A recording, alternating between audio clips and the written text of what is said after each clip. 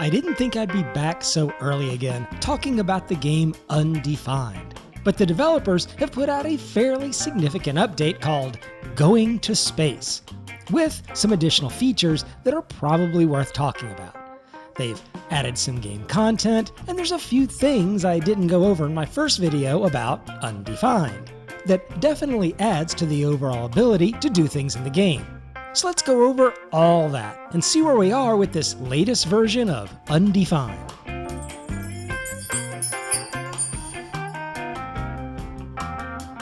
This latest update had a number of changes which made it incompatible with any prior versions of the world that folks might have created. Now, as a reminder, this is an extremely early alpha version of this game, so resets like that should be expected. If you're getting into this game to check it out, then I'd do just that.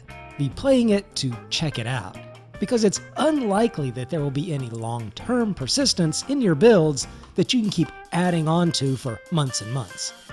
In addition to the space rockets and flying vehicles I'm going to talk about, they did add a lot of other building block content to this game. There was a whole string of new materials that can be crafted from raw rock and types of ore. And even though I thought they had a lot to offer before, I did enjoy seeing and using a lot of these new materials, and used them in my new little warehouse project that I built during the course of this video. But my main focus was to get to space. I wanted to build a flying craft, get it to space, and build a small space station above the planet. That was my intent anyway, and I felt it was achievable if I could just get the right kinds of materials going. So it was time to start digging. One nice thing about the game at this stage is that you have pretty much unlimited inventory at your disposal. You can carry thousands of rocks, dirt, iron, tools, basically whatever you want, so I was just able to dig like a maniac. The only thing I really wanted to do early on was get some iron tools, because they last longer. But I did also want to improve my area just a little bit, and make a level platform. Another thing I liked, at least at this stage of development, was the fact that any tool got completely used up. It disappeared from my inventory. This was not only going to keep my inventory a little bit cleaner, but would prevent me from needing to create some sort of discard pile out in the woods of old broken tools. So kudos on just getting rid of the tool for me. There might be some tool repairing later in the game, but for right now, just getting rid of it was good. But back to my platform. I was able to use one of my customized forms I'd created in the previous session. Those do save over from prior versions, and I made some paver-like flooring suspended on basic blocks. To get to space, I needed to build a construction table. And to make the construction table, I was going to need some aluminum and other materials. Iron, wood, stone, all these things were things I'd found during my underground excavation or above ground without a lot of issue. But the aluminum was turning out to be a little elusive, and had me mining and digging until it got dark. In the game Undefined, when it gets dark, it gets really dark. I wanted a torch, and I needed coal for that, and I hadn't found any coal. But while I was stumbling around in the dark, trying to find my way back out of the mine, I vaguely remembered seeing something in one of my crafting tables about coal ore. I thought it might be possible to make coal from some other product. And sure enough, there it was. All I needed to do was to get some wood and put it in the correct form to make my coal. With torch in hand, I felt pretty empowered to be able to see in my mind, and maybe even continue my work. A couple little things I wanted to see with the torch is the ability to be able to attach it somewhere, like to the side of a building or to the side of the wall in my mind, just as you would a building block. And I also wished when I was standing still that the torch wasn't singeing my eyebrows right in front of my face. It kind of made it hard to see, but at least when I laid it down, I got some visibility. I was able to get around, see what I was doing. At least until the torch went out. I excavated looking for aluminum for a couple of daylight sessions. Went through several pickaxes, dug in a couple different directions, and even went to different depths, but couldn't find any. Actually, it was bauxite ore I was looking for that I'd smelt into aluminum, but whatever you call it, I couldn't find it. Now, I'm sure it exists, because I found just about everything else. I found sand, iron, gold, copper, tin, and even some coal that had previously escaped me, but not aluminum. My kingdom for some aluminum! What would happen if I found the aluminum is that I'd be able to make the construction table and then build a command chair and some thrusters. The main body of your ship can be built pretty much out of anything, it seems. Iron, stone, wood.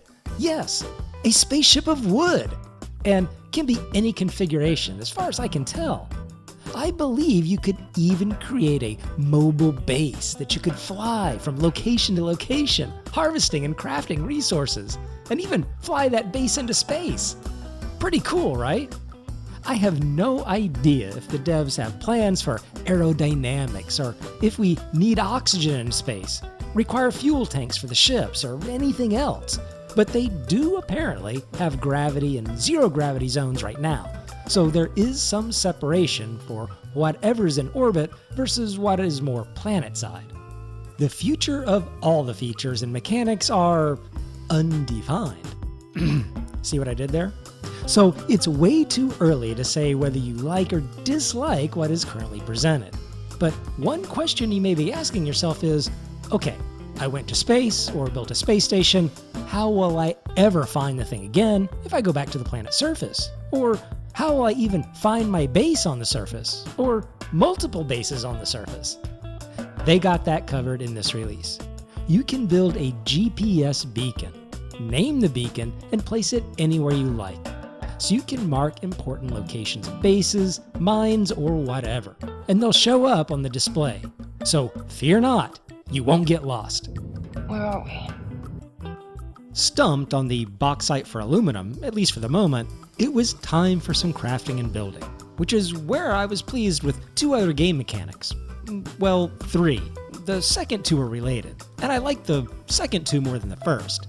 The first was that the tables kept crafting if you walked away. Not unusual for a game, I know, but with the smelter and forge needing a little tending through the periodic addition of fuel, which I really like, it did make me wonder about the attentive nature of the overall crafting in general.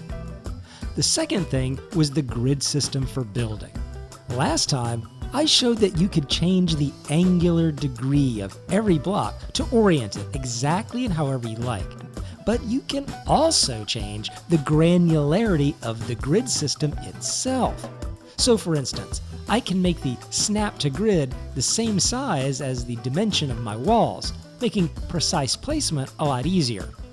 Or I could change the grid size to position the blocks slightly offset, or create a half-sized gap, or really anything I wanted, which again gives that very precise control over your building.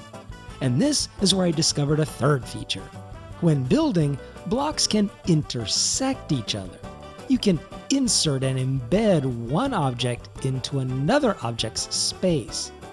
You can do that in the object designer, which is what I did making stone and glass forms, but being able to do this on the fly while building was really nice. And it allowed me to do a little spontaneous creativity without having to go back to the object designer every time. I'll admit, I spent about 11 hours in the game, both digging furiously for bauxite and tinkering with more of the builder aspect. And with the depth of everything, I found it fascinating. I'm giving away another game key for this game, Undefined. All you have to do to enter is watch and provide a comment to this video, and I'll do the drawing at random in a couple weeks, and announce that in a future video, which may or may not be related to this game. So you just need to keep an eye on my postings to see if you're a winner.